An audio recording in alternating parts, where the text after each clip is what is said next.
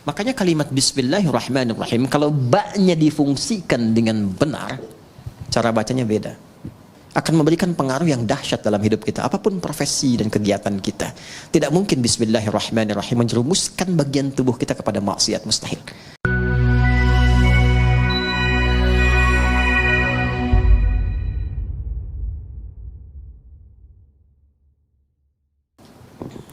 Saya mau minum misalnya. Sebelum minum, supaya dapat nilai dan keberkahan, ucapkan dulu Bismillahirrahmanirrahim. Ini supaya nggak bingung, contoh cepat. Ambil dengan tangan kanan. Bismillahirrahmanirrahim. Alhamdulillah. Maka saat saya mengucapkan Bismillahirrahmanirrahim, ba-nya pertama bermakna sababiyah. Maksudnya menjadikan kegiatan minum ini karena Allah. Bukan sekedar minum. Ya Allah, saya minum ini untuk mendapatkan ridha-Mu. Maka ketika itu diucapkan, muncullah sifat yang kedua, namanya musahabah. Musahabah itu penyertaan. Maka Allah akan menyertai kita. Maksudnya mengawasi, memberikan perlindungan. Supaya memastikan apapun yang kita kerjakan, yang kita minum, kita makan, benar caranya, berkah masuk ke dalam perutnya. Jadi energi. Kalau pekerjaan jadi baik, nanti dibimbing oleh Allah. Siapa yang mendapatkan musahabatullah akan dibimbing. Ya, banyak cara. Dulu orang menempuh dengan tahajud. Itu orang kalau tahajudnya benar, dapat bimbingan dari Allah. 4 keutamaan. Pertama, dibimbing mengawali aktivitas. Kedua, dibimbing mendapatkan solusi kala mengalami kesulitan. Ya, yang ketiga, diangkat derajatnya ke tempat terbaik. Yang keempat, dilindungi kalau ada orang usil ingin menjahilinya. Itu ada di Quran surah ke-17.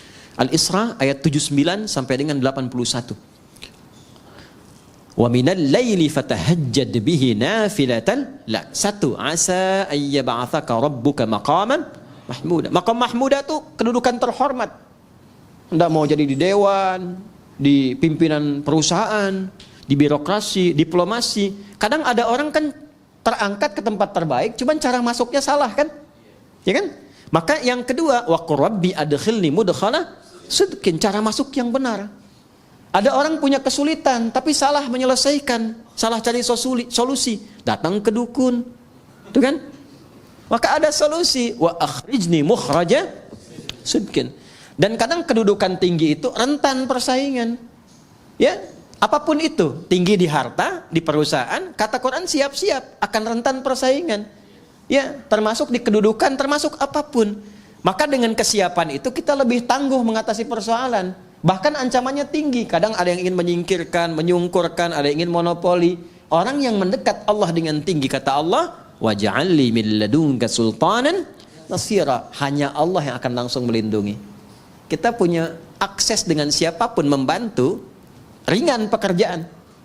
Kalau Allah sudah bantu, apa yang menjadi berat bagi kita?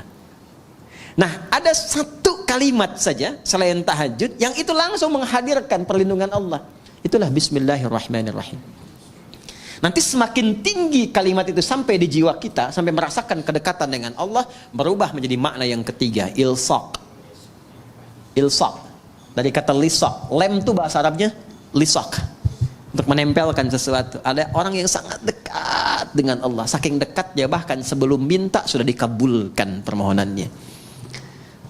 Pernah kenal nggak dengan Maryam, anak perempuannya Imran? Maryam binti Imran nggak minta, dikasih sama Allah. Ya, dan ada di satu kasus melebihi keutamaan Nabi Zakaria. Nabi Zakaria belajar dari kasusnya Maryam, minta sama Allah, dikabulkan. Mintanya pun di mihrabnya Maryam. Saking dekatnya dengan Allah. Dan itu peran kedua orang tuanya. Jadi kalau benar diberi perhatian, itu berkahnya akan juga mengenai semua yang terlibat di dalamnya. Itu sudah rumus. Bukan cuma pahala. Bukan cuma pahala. Nabi Zakaria itu merawat Maryam. Beliau pamannya. Menikah dengan Elizabeth, dikenal dengan Elizabeth, itu kakaknya Hannah. Hannah itu istrinya Imran. Dia punya anak Maryam. Ketika dirawat, Maryam itu sudah disiapkan dari kecil. Buka ayat 37 surah Ali Imran. itu saking dekatnya dengan Allah walaupun dirawat oleh pamannya. Ya, Al-Quran mengabadikan dan memviralkan kepada kita. Fataqabbalaha rabbuha biqabulin hasanin wa ambataha nabatan hasanah. Perhatikan, kullama dakhala 'alaiha zakariyal mihrab wajada 'indaha rizqa. Tuh. Jelas? Allah menyampaikan wa kaffalaha Zakaria, dirawat oleh pamannya. Tapi yang menarik, setiap pamannya mengantarkan kebutuhan setiap kali. Ya, mau mengantarkan makanan, sudah ada makanan. Yang menarik begini, di tafsir itu disebutkan, ya, yang enggak ada pun jadi ada. Enggak musim anggur, ada anggur. Nganterin apel, adanya anggur. Ada semua. Qala ya Maryamu anna laki hadza. Beliau bertanya, Maryam, dikonfirmasi dari mana semua ini? Pamannya itu tahu sebetulnya, kan yang pegang kuncinya pamannya. Tahu Maryam ini dekat dengan Allah, hanya ingin mengonfirmasi apakah benar kedekatan itu telah terjadi.